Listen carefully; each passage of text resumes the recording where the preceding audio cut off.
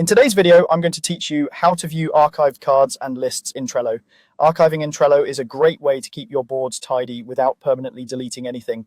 Think of it like moving a card or a list into storage. It's out of sight on your board, but still retrievable whenever you need it.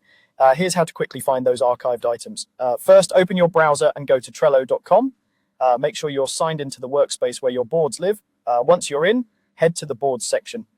Depending on your layout, you might see a boards button in the sidebar or at the top of the page.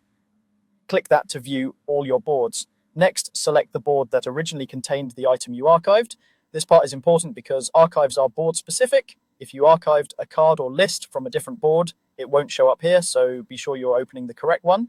When you're on the board, look toward the top right corner for the three dots which open the board menu. Click those to expand the menu. This menu gives you access to helpful tools and settings, including the archive for this board. From that menu, choose Archived Items. This opens a dedicated view that shows everything you've archived on this board. You'll typically see a way to switch between cards and lists, so if you don't see what you're expecting, make sure you're on the right category. There's also a search bar, which is incredibly handy if you remember a title, keyword, or label. Just type it in to narrow things down quickly. Inside the archive, you can preview items, open a card to see its details, and decide what to do next. If you need something back on the board, look for the option to restore it, often labeled Send to Board for cards or Restore for lists.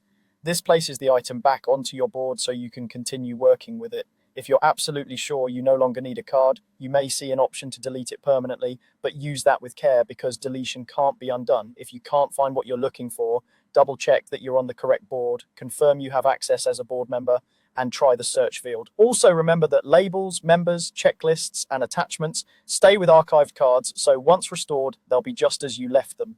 And that's it. By opening the board menu and selecting archived items, you can view, search, and restore archived cards and lists in seconds, keeping your Trello workspace clean and organized.